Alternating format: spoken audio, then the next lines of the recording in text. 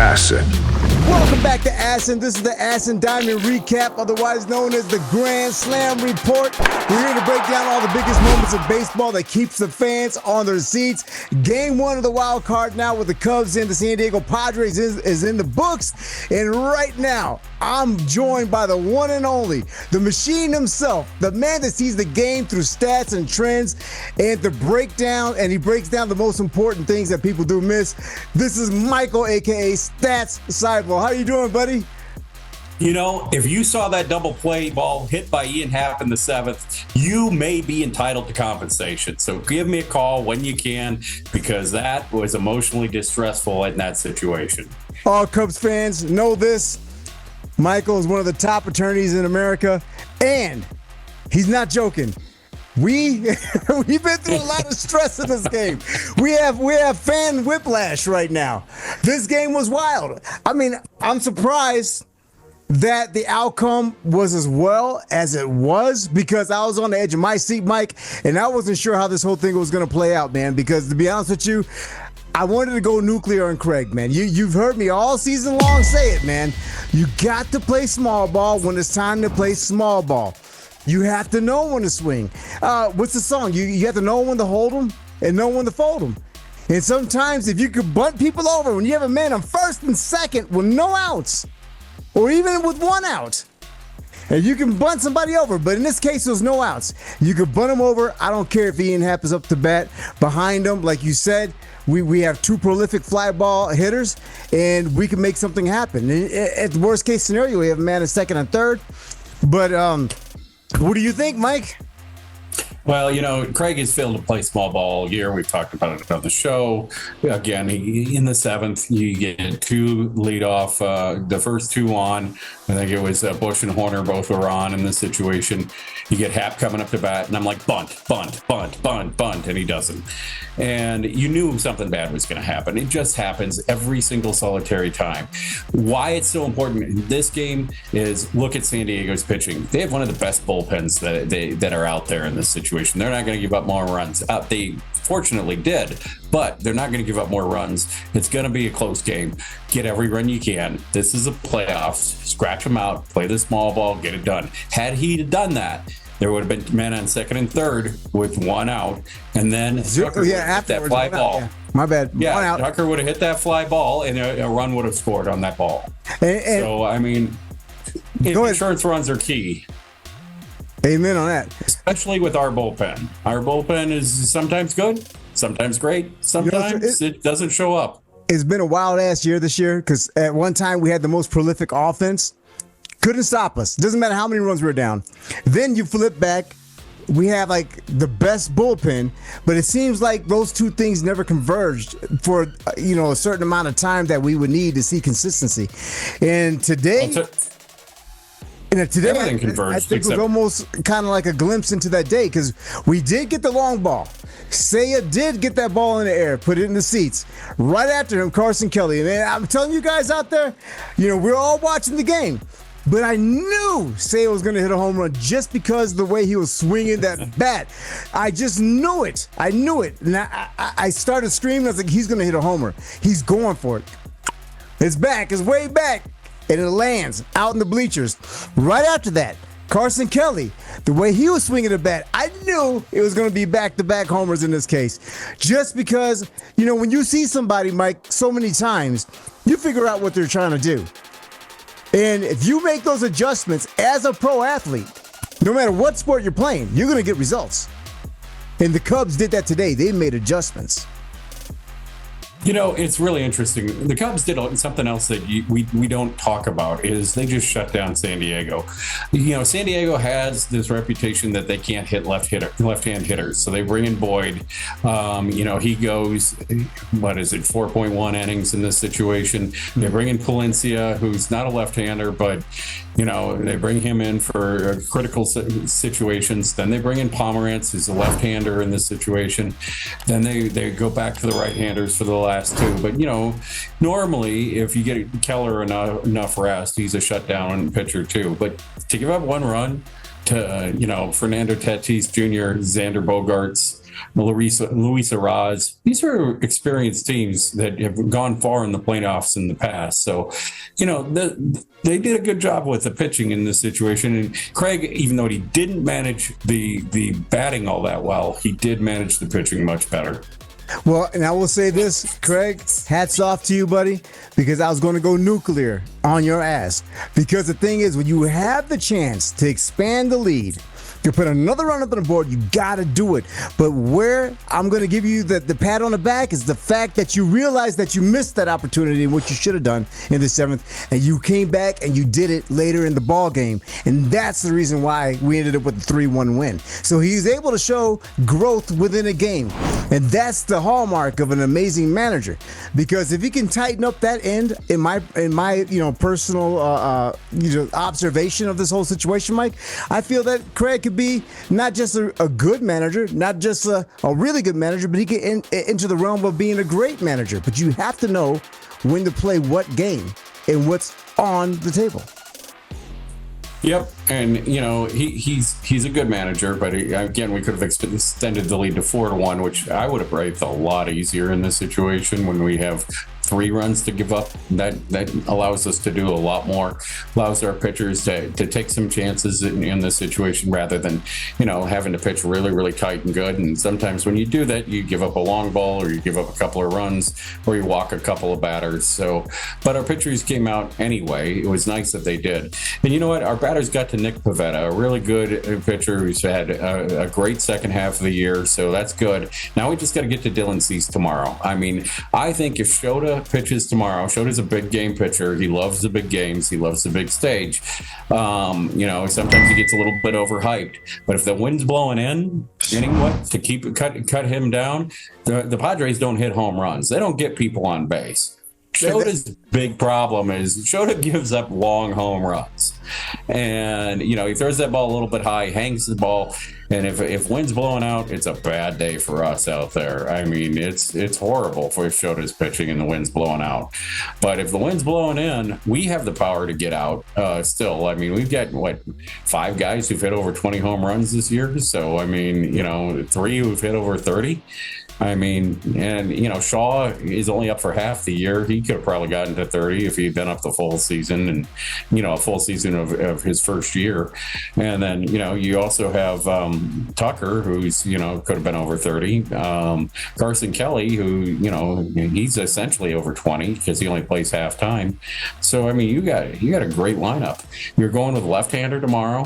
Again, Padres do not hit left-handers well. We have great left-handing pitching when they show up, and I can't imagine Shota not showing up tomorrow. I mean, that guy, he likes the big game.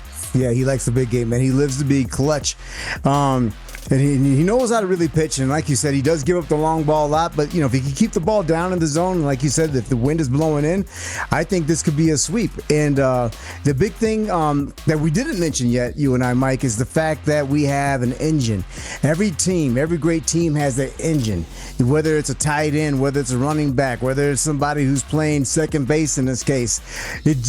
You need that guy that consistently can make things happen with his glove and with his bat. And today, I think Nico Hoerner coming through in the 8th inning to get that sacrifice fly ball. He was you could tell by that swing.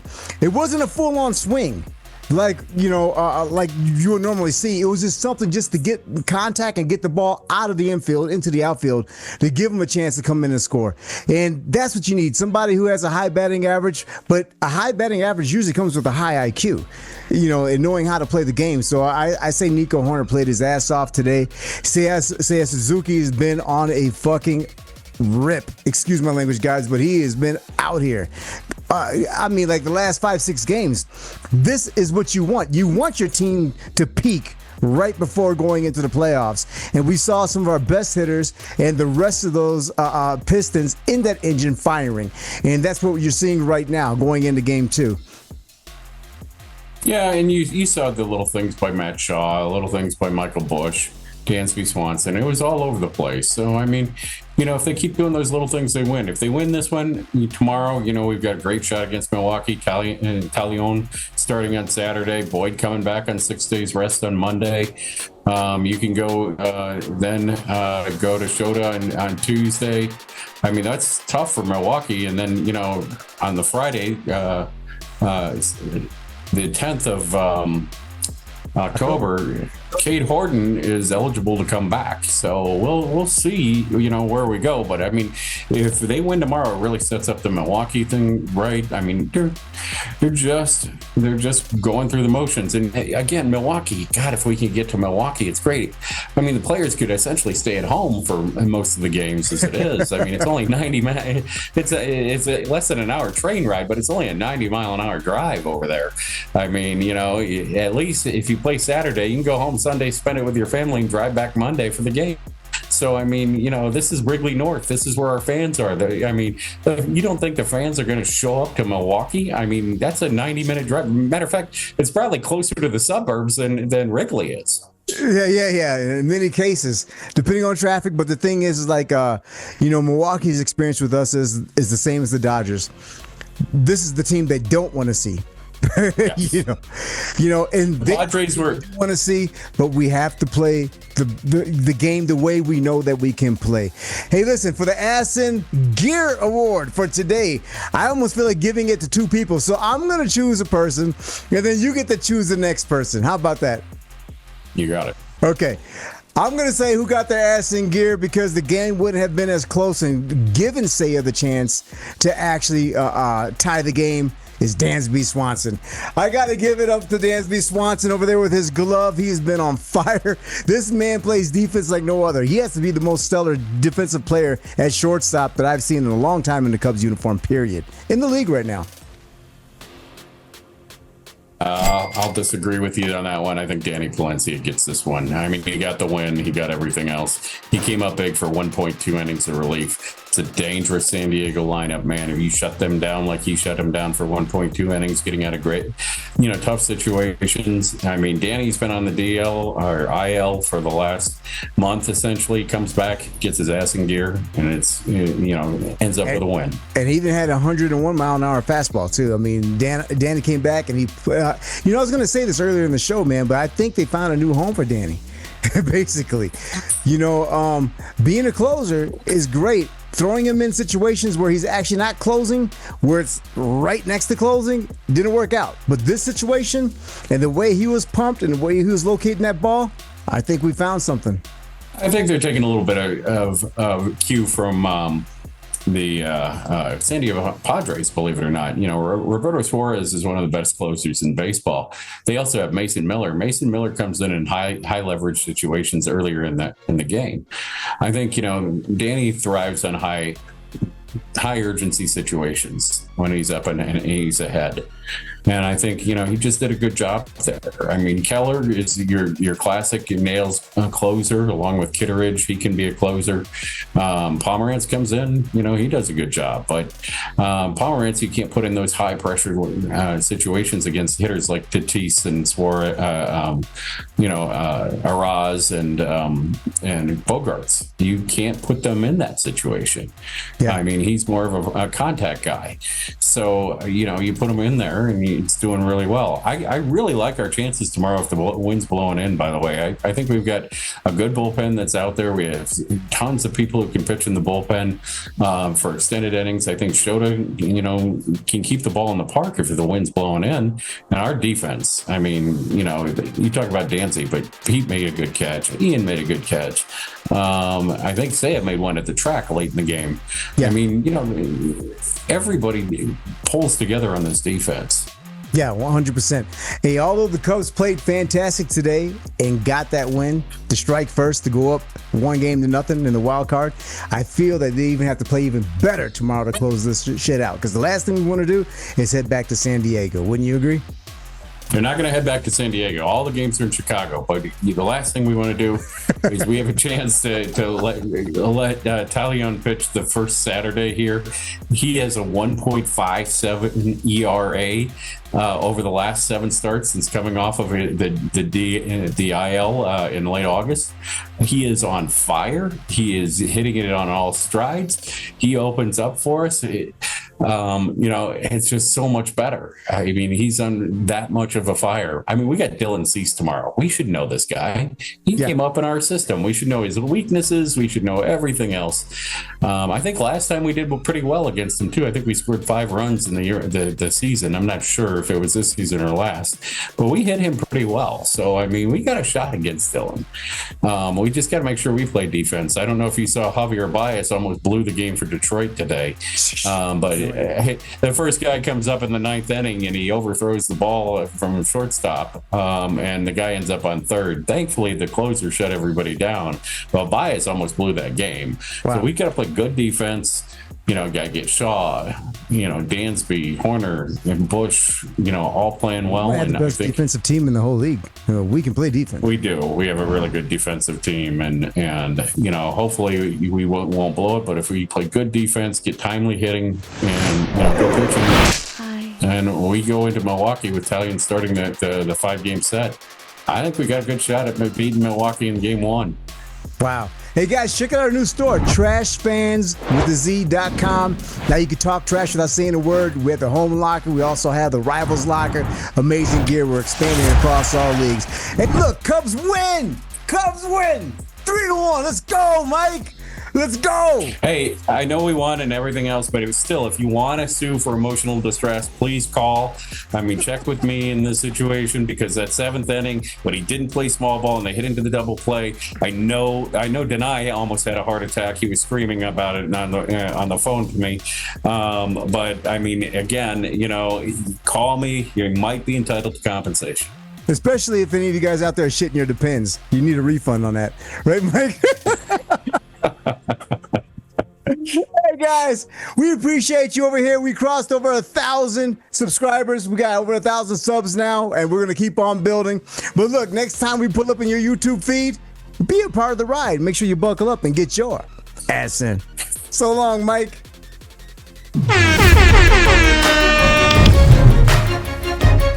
We have everything you're looking for.